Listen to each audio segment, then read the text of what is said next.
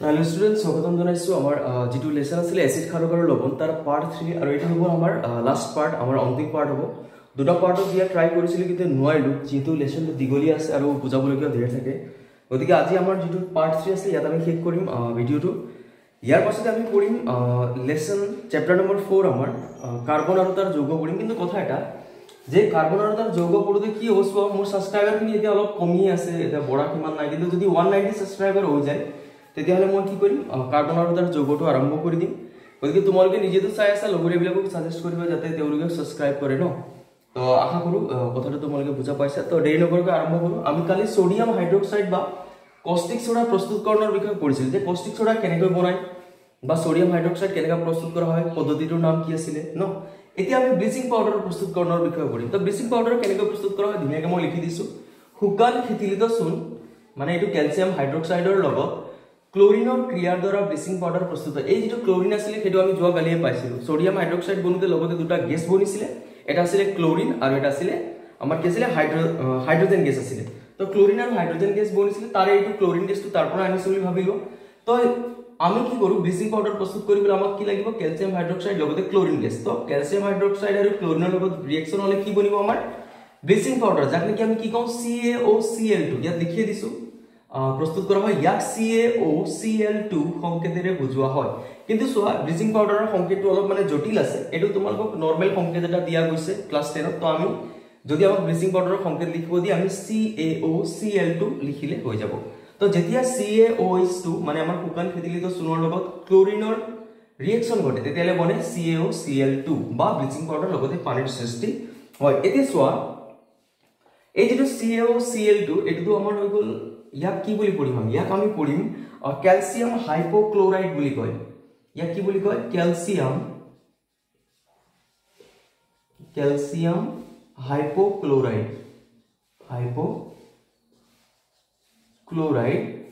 और ক্যালসিয়াম অক্সিক্লোৰাইড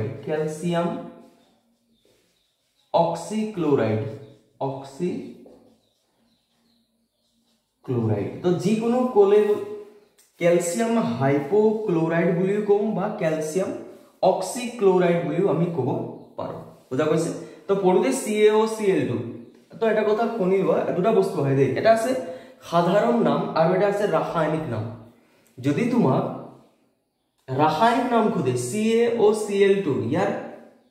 ৰাসায়নিক নাম কি তেতিয়ালে তুমি লিখি আহিব লাগিব ক্যালসিয়াম হাইপোক্লোৰাইড বা ক্যালসিয়াম অক্সিক্লোৰাইড কিন্তু যদি খুদে যে CaOCl2 ৰ সাধাৰণ নাম তেতিয়া হলে আমি তাক কি বুলি কম সাধাৰণতে ব্লিচিং পাউডাৰ বুলি কম তো হেতু তোমালোকে মন কৰিবা আৰু যদি ব্লিচিং পাউডাৰৰ সংকেত লিখিবা হয় তেতিয়া হলে CaOCl2 বুলি লিখি তো তোমালোকে গম পাইছা যে CaOCl2 মানে ক্যালসিয়াম হাইপোক্লোরাইড বা ক্যালসিয়াম অক্সিক্লোরাইড ঠিক আছে এতিয়া ইমানটো তোমালোকে জানিবই লাগিব ব্লিচিং পাউডাৰ কি হয় কেনেকৈ প্ৰস্তুত কৰা হয় হেতুটো আহে কেতিয়াবা লগতে ইয়াৰ ব্যৱহাৰ আহে তো এটলিষ্ট তিনিটা ব্যৱহাৰ দিয়া আছে আমাৰ কিতাপত তিনিটা ব্যৱহাৰ দিয়া আছে ব্লিচিং পাউডাৰৰ পেজ নম্বৰ 31 ত তোমালোকে পাবা তাতে দুটা তো তোমালোকে এটলিষ্ট জানিয়ে থব লাগিব কিয়নো পৰীক্ষাত আহি থাকে তো ব্যৱহাৰ দুটা মই লিখি দিছো অনেক ৰাসায়নিক উদ্যোগত জাৰক পদাৰ্থ হিচাপে ব্যৱহাৰ কৰা হয় দুই নম্বৰ খোৱা পানী বীজাণুমুক্ত কৰিবলৈ ব্লিচিং পাউডাৰ ব্যৱহাৰ কৰা হয় তো এইটো আছিল আমাৰ ব্লিচিং পাউডাৰৰ বিষয় ইমানখিনি কিন্তু তোমালোকে ব্লিচিং পাউডাৰ জানিব লাগিব কাফি হৈ যাব বুজা পাইছা তেতিয়ালৈকে তোমালোকে নোট ডাউন কৰিবা তেতিয়ালে আমি সি নম্বৰত তেতিয়া পঢ়িম কি বেকিং সোডা এতিয়া সোৱা বেকিং সোডাটো কি হয় যৌগটোৰ ৰাসায়নিক নাম সোডিয়াম হাইড্ৰোজেন কাৰ্বনেট তো বেকিং সোডা কি বুলি কম আমি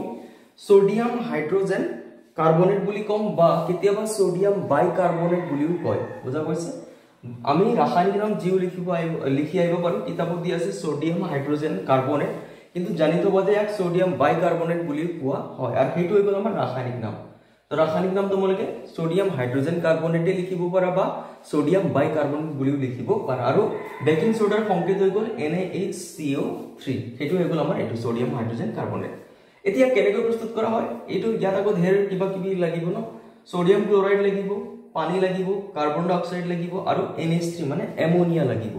তো ইফালে আমাৰ প্ৰডাক্ট হিচাপে আমি পাই যাম এমোনিয়াম ক্লোৰাইড NH4Cl আৰু এইটো যেটো নেকি আমাক লাগিব এটো কি হয় আমাৰ বেকিং সোডা NaHCO3 এতিয়া বেকিং সোডাৰ ব্যৱহাৰ আছে তিনিটা ব্যৱহাৰ দিয়া আছে মই দুটা লিখি দিছো তো এটা আছে আমাৰ বেকিং পাউডাৰ প্ৰস্তুত কৰিবলৈ এতিয়া সব বেকিং সোডা আৰু বেকিং পাউডাৰ বেলেগ বস্তু হয় ন যেতিয়া বেকিং সোডা যেতিয়া আমি কি কৰো এটো হৈ গল আমাৰ বেকিং সোডা হৈ গল এতিয়া যদি এই বেকিং সোডাত মই কিবা এটা খাব পৰা এসিড দি দিম যেটো ভক্ষণীয় এসিড বুলি কোৱা গৈছে কিতাপত ভক্ষণীয় এসিড মানে যোনটো মই খাব পাৰো যোনটো খালে মোৰ কোনো প্ৰবলেম নহয় কিতাপত ভক্ষণীয় এসিড বুলি কৈ দিয়া আছে ভক্ষণীয় মানে খাব পৰা এসিড তো যেনে এটা এসিড হ'ব পাৰে টাৰ্টাৰিক এসিড কি এসিড টাৰ্টাৰিক এসিড যোনটো নেকি তেতেলিত পোৱা যায় বুজা গৈছে তো ধৰা হল মই টাৰ্টাৰিক এসিড দি দিলো আৰু মিক্স কৰিলো তো এই দুটা মিক্স কৰাৰ পাছত মানে খাব পৰা এসিড লগত আমাৰ NaHCO3 এই দুটাক যদি মিক্স কৰি দিও তেতিয়া হলে কি বনিব আমাৰ বেকিং পাউডাৰ বনিব বুজা গৈছে তো বেকিং পাউডাৰ কেনেকা বনাম কোৰ পৰা বনাইছো আমি বেকিং সোডাৰ পৰাই বনাইছো কেনেকৈ বনাইছো ভক্ষণীয় এসিড এটা তাক লগ কৰি দি তাক মিক্স কৰি তাৰ লগত তাৰ ৰিঅ্যাকশন কৰাই পৰা মই বেকিং পাউডাৰ প্ৰস্তুত কৰিছো তো বুজা গৈছে তো বেকিং পাউডাৰ প্ৰস্তুত কৰিবলৈ ব্যৱহাৰ কৰা হয় লগতে সোডা এসিড অগ্নি নিৰ্বাপন যন্ত্ৰত ব্যৱহাৰ কৰা হয় সোডা এসিড অগ্নি নিৰ্বাপন যন্ত্ৰটো কি কৰা হয় আমাৰ ইয়া বেকিং সোডাটো ব্যৱহাৰ কৰা হয় বুজা গৈছে আৰু একেবাৰে স্টাৰ্টিংতে লিখা আছে খাই ভাল লগা মুৰমুৰিয়া পকৰি বনাওতে বেকিং সোডা ব্যৱহাৰ কৰা হয় পকৰিটো যাতে অলপটো খাবলৈ ভাল লাগে মুৰমুৰিয়া লাগে যদি তেনেকা পকৰি বনাব আছে তেতিয়া হলে তাতো আমি কি ইউজ কৰিব পাৰো বেকিং সোডা ইউজ কৰিব পাৰো তো তোমালোকে এইটো কথা বুজা পাইছে এতিয়া সোৱা এটা কথা মই তোমালোকক ক'বলৈ পাহৰিছিলো এই যে ইয়াত তোমালোকে এটা চাৰ্ট পাবা যত নেকি পেজ নম্বৰ 28 এইটো ইয়াত পাবা প্ৰাকৃতিক উৎস আৰু এসিড ইয়াত 8টা উৎসৰ নাম দিয়া গৈছে আৰু ক্ষতৰ পৰা নিখৰণ হোৱা ক্ষতৰ পৰা পোৱা এসিডৰ কথা কোৱা গৈছে আৰু এই এসিড বিলাক ইম্পৰ্টেন্ট হয় এই 8টাৰ পৰা এটা এমসিকিউ আহিবই এই 8টা এসিডৰ পৰা এটা এমসিকিউ থাকিবই খুদি দিব পাৰে বিলাহীত থকা এসিড চাৰিটা অপচন দিয়া থাকিব তাৰে এটা থাকিব অক্সালিক এসিড যেটো কাৰেক্ট হ'ব তো এই 8টা এসিড এই উৎস 8টা আৰু তাৰ পোৱা এসিডৰ নাম কিন্তু মনত ৰাখি লবা এটো চাৰ্ট আছে ধুনিয়াকে তোমালোকে চাই লবা পেজ নম্বৰ 28 ত পাবা তো এইটো তোমালোকে বুজা পাইছা বেকিং সোডা কি হয় কেনেকৈ প্ৰস্তুত কৰা হয় আৰু ইয়াৰ ৰাসায়নিক নাম কি হয় ন ৰাসায়নিক নাম হ'ব সোডিয়াম হাইড্ৰোজেন কাৰ্বনেট বা সোডিয়াম বাইকাৰ্বনেট আৰু সাধাৰণ নাম কমন নেম কি হ'ব বেকিং সোডা সংকেত NaHCO3 তো এইটো তোমালোকে নোট ডাউন কৰি লোৱা তেতিয়াহলে আমাৰ নেক্সট আছে কাপোৰ ধোৱা সোডা তো কাপোৰ ধোৱা সোডা কেনেকৈ বনোৱা হয় সোডিয়াম কাৰ্বনেটৰ পুনৰ স্ফটিকীকৰণ ঘটালে কাপোৰ ধোৱা সোডা পোৱা যায়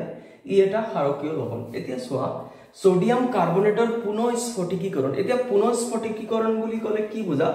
স্ফটিক মানে কি হয় স্ফটিক মানে ক্ৰিষ্টেল ধৰা হল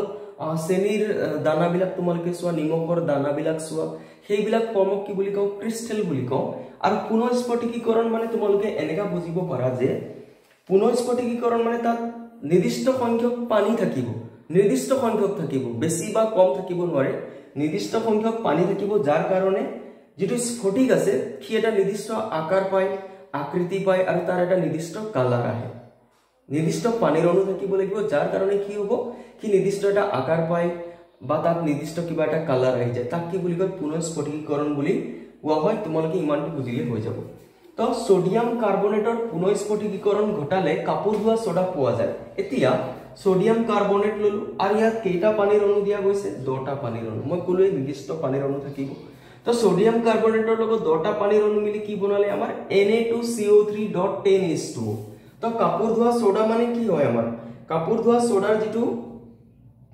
সংকেত হ'ব হেতু হ'ব আমাৰ Na2CO3.10H2O খুদিব পাৰে কাপোৰ ধোৱা সোডাৰ ৰাসায়নিক সংকেত লিখা তেতিয়ালে আমি লিখি আহিব লাগিব Na2CO3.10H2O কেইটা পানীৰ অণু থাকে 2টা এটো খুদিব পাৰে কাপোৰ ধোৱা সোডাত কেইটা পানীৰ অণু পোৱা যায় যেটো সংকেত আছে ইয়াত কেইটা পানীৰ অণু দেখা পাইছো আমি 2টা তো VSA MCQ বনি যাব পাৰে এতিয়া ইয়াত তোমালোকে কি বুলি পঢ়িব পাৰা Na2CO3.10H2O তোমালোকে পঢ়িব পাৰা সোডিয়াম কাৰ্বনেট ডেকাহাইড্ৰেট বুজা পাইছা ডেকা মানে এটো একচুয়ালি ডেকা ডেক এটো 10 ৰ পৰা আহিছে ডেকাটো কৰ পৰা আহিছে 10 ৰ পৰা আহিছে ডেক মিথিক প্ৰপ এটো তোমালোকৰ যেটো কাৰ্বন লেশন আছে তাত পাবা মিথিক প্ৰবিউট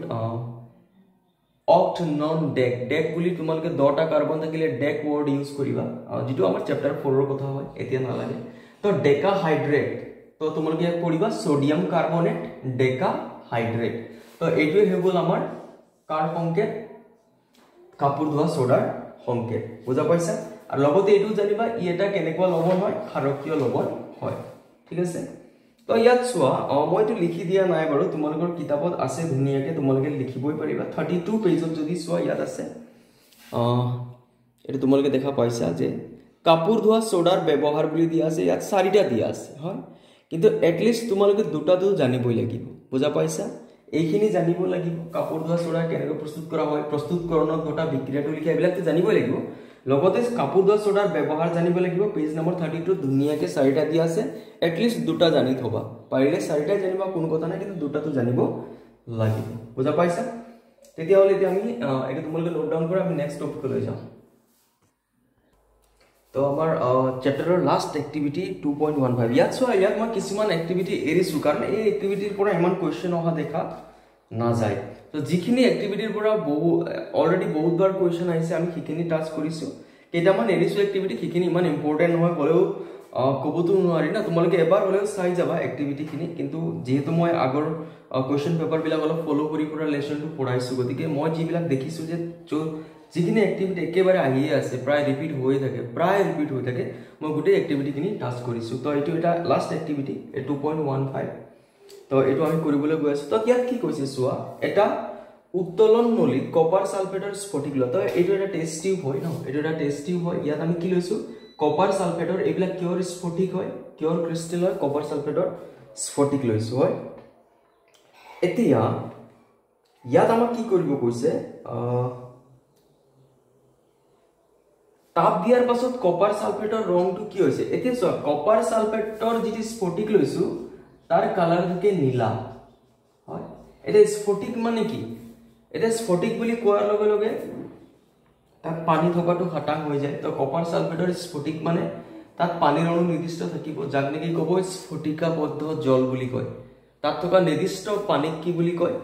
তাক কি বুলি কব স্ফটিকাবদ্ধ জল বুলি কয় যেনে কপাৰ সালফেটৰ যদি মই লিখো কপাৰ সালফেটৰ কালাৰ নীলা থাকে CuSO4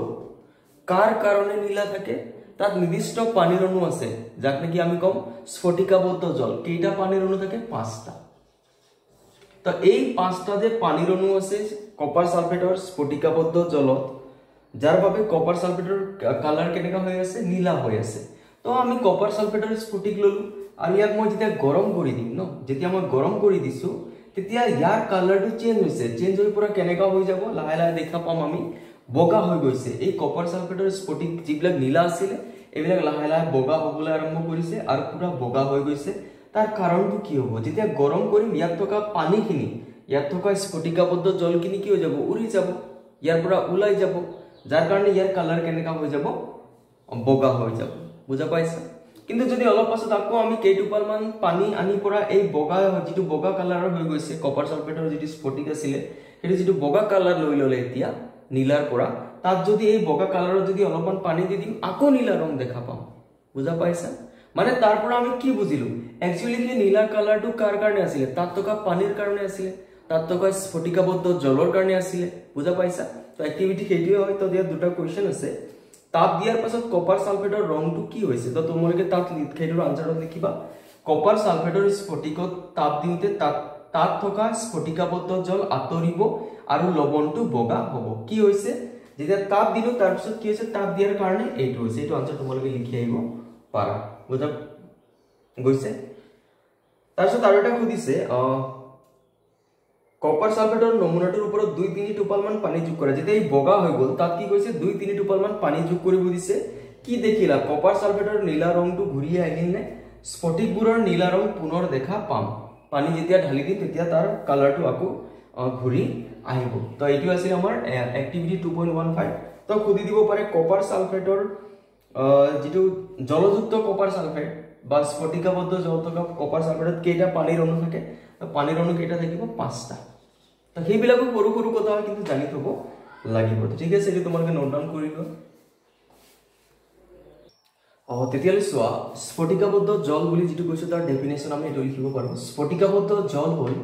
লবণ এটাৰ সংকেত এককত থকা নিৰ্দিষ্ট সংখ্যক পানীৰ অণু তো এটো আমি আলোচনা কৰিছো এটো ডেফিনেশন লিখিলো স্ফটিকাবদ্ধ জল থকা আন এটা লবণ হ'ল জিপসাম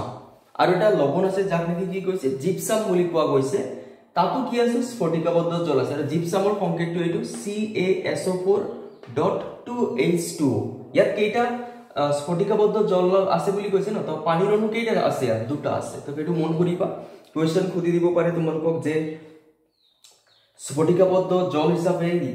জিপসামত কেইটা পানীৰ অণু পোৱা যায় দুটা পানীৰ অণু পোৱা যায় সেইটো এটা MCQ বা BSA বনিব পাৰে তো স্ফটিকাবদ্ধ জল থকা আন এটা লৱণ হ'ল জিপসাম এটো এটা লৱণ হয় ইয়াৰ সংকেত CaSO4.2H2O আৰু এই জিপসামক ইউজ কৰি পৰা আৰু এটা বস্তু বনোৱা যায় প্লাষ্টাৰ অফ পেৰিছ বুলি কয় যাক কি বুলি কয় প্লাষ্টাৰ অফ পেৰিছ বুলি কৈছে তো কেনেকৈ বনোৱা হয় জিপসামৰ পৰা প্লাষ্টাৰ অফ পেৰিছ ইয়াত লিখা গৈছে চোৱা জিপসামক 373 কেলভিন উষ্ণতাত উত্তপ্ত কৰিলে পানীৰ অণু হেৰুৱাই ক্যালসিয়াম সালফেট হেমিহাইড্ৰেট কেমিক্যাল নামটো কি হৈছে ক্যালসিয়াম সালফেট হেমিহাইড্ৰেট যেটো ফৰ্মুলা এটো ইয়াত পৰিণত হয় ইয়াক প্লাষ্টাৰ অফ পেৰিছ বোলা হয় তো যেটো প্লাষ্টাৰ অফ পেৰিছ হয় সেইটোৱে হৈ গ'ল আমাৰ ক্যালসিয়াম সালফেট হেমিহাইড্ৰেট আৰু প্লাষ্টাৰ অফ পেৰিছৰ বা ক্যালসিয়াম সালফেট হেমিহাইড্ৰেটৰ সংকেত কি CaSO4.2H2O ইয়াত কৈছিলে যেতিয়া উত্তপ্ত কৰি মি কি হেৰুৱাব পানীৰ অণু হেৰুৱাব তো ইয়াত দুটা পানীৰ অণু আছিল ন ইয়াত কেইটা হৈ গ'ল হাফ পানীৰ অণু হৈ গ'ল मतलब পানীৰ অণু ই হেৰুৱাইছে তো এটো হৈ গ'ল জিপসাম বা জিপসাম কেনেকৈ প্ৰস্তুত কৰা হয় বুলি আহিব পাৰে কিমান উষ্ণতাত উতলোৱা হয় তো কিমানত আছে 373 কেলভিন এটা কেলভিন কৰ পৰা ক্লাস 9 ত তোমালোকৰ লেসনে আছিল যত নেকি সেলসিয়াছত কেলভিনত উষ্ণতাখিনি টেম্পাৰেচাৰখিনি চেঞ্জ কৰাৰ কথা আছিল তো এটো তোমালোকে নোট ডাউন কৰি লোৱা এতিয়া প্লাষ্টাৰ অফ পেৰিছৰ ব্যৱহাৰ কেইটামান জানিব লাগিব এটো নোট ডাউন কৰা তো আমাৰ লাষ্ট টপিক আছে প্লাষ্টাৰ অফ পেৰিছ যেটো আছিল আমাৰ প্লাষ্টাৰ অফ পেৰিছৰ এতিয়া ব্যৱহাৰটো আমি পঢ়িলো জানিব লাগে দুটামান ব্যৱহাৰ জানি থব লাগে তো ডাক্তৰে ভগা হাড় সঠিক স্থানত ধৰি ৰাখিবলৈ প্লাষ্টাৰ হিচাপে ইয়াক ব্যৱহাৰ কৰে তো প্লাষ্টাৰ অফ পেৰিছৰ এটা ব্যৱহাৰ কি যেতিয়া আমাৰ হাত সাত ভাঙে ন তেতিয়ালে হাতত যেনেকৈ এটা পট্টি কৰা হয় পুৰা হাৰ্ড वाला বগা এটা পট্টি কৰি দিয়া হয় ন সিমেন্ট নিচিনা থাকে বগা वाला থাকে সেইটো আমাৰ একচুয়ালি কি হয় প্লাষ্টাৰ অফ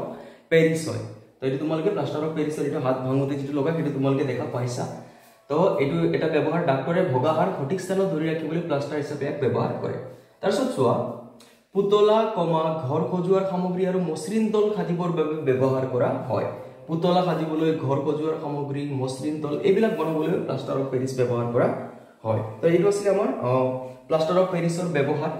এতিয়া চোৱা আৰু এটা নোটছ আছে এটো জানি লবা প্লাষ্টাৰ অফ পেৰিছ এবিধ বগা পাউডাৰ হয় কেনেকা পোৱা যায় বগা পাউডাৰৰ ফৰ্মত পোৱা যায় পানী মিহলালে পুনৰ জিপসামলৈ পৰিৱৰ্তিত হৈ টান গোটা পদাৰ্থত পৰিণত হয় যদি প্লাষ্টাৰ অফ পেৰিছত পানী মিহলাই দিম কিয়লৈ কনভাৰ্ট হৈ যায় জিপসামলৈ কেনেকৈ কনভাৰ্ট হৈ যায় CaSO4.2H2O এটো মানে কি হৈ গ'ল আমাৰ প্লাষ্টাৰ অফ পেৰিছ হৈ গ'ল ইয়াত যদি মই পানী মিহলাই দিম কি হৈ যাব জিপসাম হৈ যাব এটা জিপসাম হ'বলৈ হলে দুটা পানীৰ অণু লাগিব ন CaSO4ত কেইটা পানীৰ অণু আছে হাফ আছে মানে আৰু মোক কেইটা পানীৰ অণুৰ দৰকাৰ ডেটা তো 1/2 দিয়া আছে এটো মানে ৰিঅ্যাকচনটো তেনেকা মনত ৰাখি লবা তোমালোকৰ ইজি হ'ব তো CaSO4.2H2O এটো হৈ গ'ল আমাৰ প্লাষ্টাৰ অফ পেৰিছ এটো হৈ গ'ল আমাৰ পানীৰ অণু আমি যেটো মিহলালো বনি গ'ল কি CaSO4.2H2O মানে এটো হৈ গ'ল আমাৰ জিপসাম তো সোয়া